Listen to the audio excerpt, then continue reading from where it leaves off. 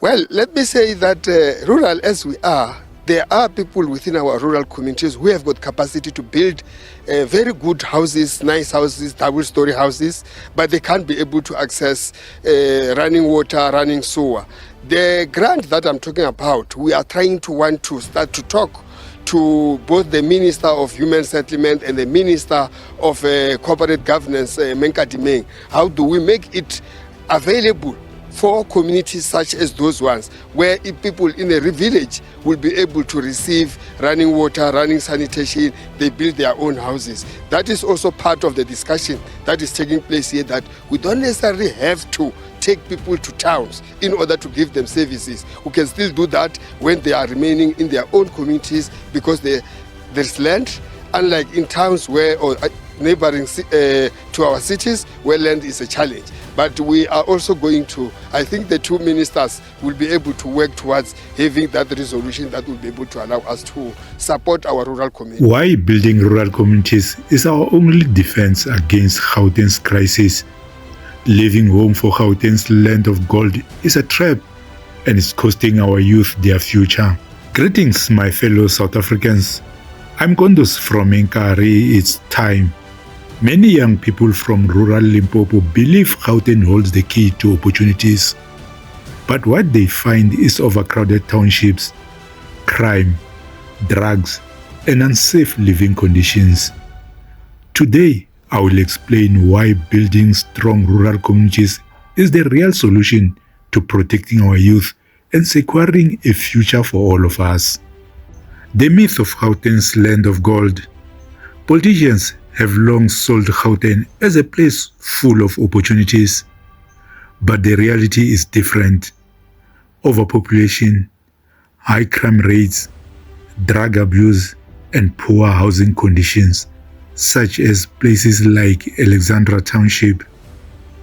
Look at how people live in unsafe, overcrowded, and dirty buildings, far from the safe and clean homes they left behind. The cost of urban migration.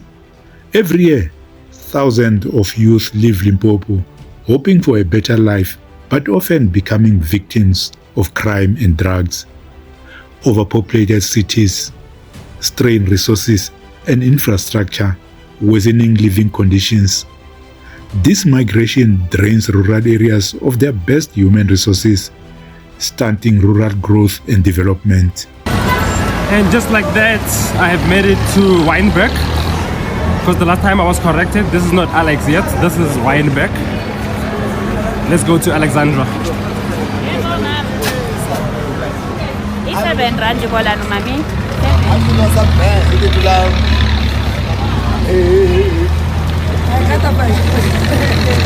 So this is the street of Wynberg, just 5 minutes away from Central City.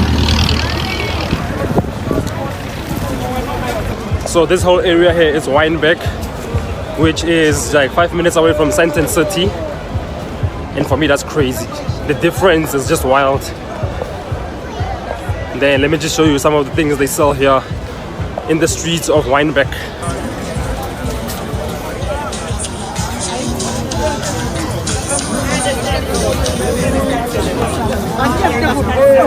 Just want to show you something quickly. If I stand in the middle of the road, you can literally see the Sandton buildings.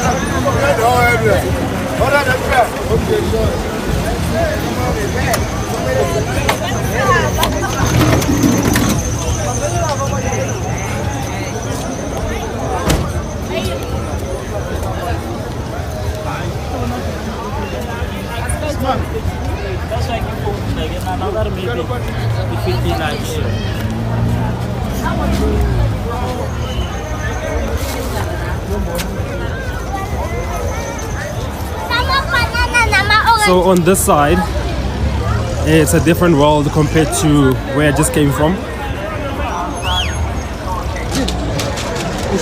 Nah, it's okay. Keep on. Alright. How are we? Yeah. So as I'm walking right now, I'm looking for the Madala hostel.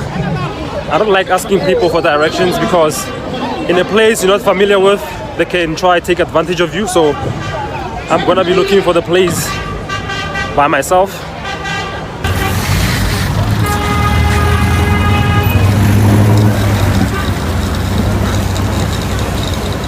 the nice thing about growing up in a township is that you can have a privilege of entering any township in South Africa because you know how it operates and you know how the people act, you know.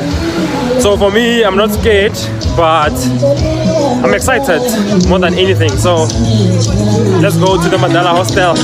This is what is called Madala Hostel, which is the oldest hostel here in Alexandra and Johannesburg as a whole. So I'm gonna go inside in a few minutes and see what's happening. And someone told me that they sell some nice meat in there. I'm gonna be trying that as well. So let's go inside.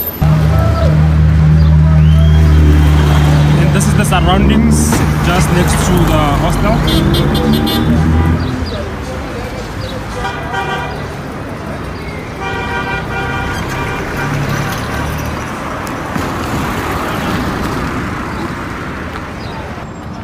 So from the outside, this is how it looks like.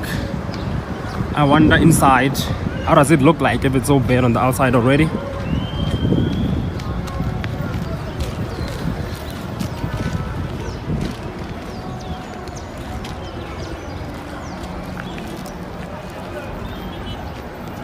So this is another angle from, you know, a few meters from where I started. And what the hell is this? As you can see behind me, I have made it inside the notorious Madala Hostel. It goes all the way further that side. That's how big this hostel is. This is the main entrance. I'm about to go inside and experience this for the very first time. So let's go inside. Alrighty, so I have just made it inside the hostel. Oh my goodness. So basically this place goes all the way around, as you can see. My goodness. And then it connects right over here at the corner. Then there is a lot of taxis here. I think this place accommodates a lot of taxi drivers because Why rural building is key. Investing in rural infrastructure, businesses, and social hubs keeps communities vibrant and economically active. Projects like the Inkari Lifestyle Hub create local jobs, improve quality of life, and give youth reasons to stay and thrive. Rural development can reduce the pressure on cities and reverse the damaging cycle of migration. And just lastly, MEC, we find that people from Limpopo, rural towns, all move to cities like Johannesburg because that's where economic activities happen. It's an indictment of some sort, I'm guessing, from the Limpopo government, especially because one thing we've heard in terms of human settlements, they are saying if you build houses for people, one thing you need to do is put economic activities close to them. But that's not what we're seeing. We still see schools are far, hospitals are far in rural cities. In rural towns rather.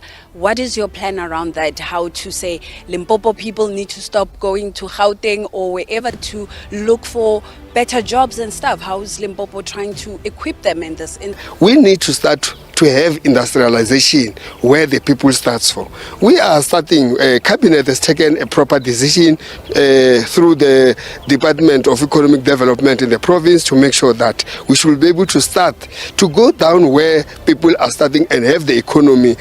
You mean the township economy, you mean industrialization. Through the district development model, we're looking at each and every district. What is it that is comparative advantage? Say Mopani district municipality where citrus or agriculture can thrive. We should be able to support more so that we can create jobs around the area. We should have beneficiaries around that particular area, manufacturing of orange juice, tomato, not to take them to other districts like Johannesburg, where you have got the Joburg Fresh Produce Market where they sell. We should create them there so that people could be able to get job there, so that they can be able to develop. That will help to sustain our municipalities because there will be people there who will be able to pay for revenue for the municipalities, and our municipalities will grow. Our economy will grow from that. That is what the small or economic scale that we want to push and make sure that in the district of Skukune, in the district of Mopani, we do have economic activities that will make people to remain in those areas. How can we take action now? Support local rural businesses and entrepreneurs. Push for community-led development projects. Reject the false promises of politicians and instead build a real, sustainable future from the ground up. The land of gold is often just a glittering illusion sold by politicians. Our true wealth lies in building strong, safe, and prosperous rural communities. Let's stop the exodus and start creating opportunities right where we are. Join me in the Inkari It's Time movement. Share your story, get involved in rural projects, and subscribe for more ways to reclaim our future. Thank you for watching and take care.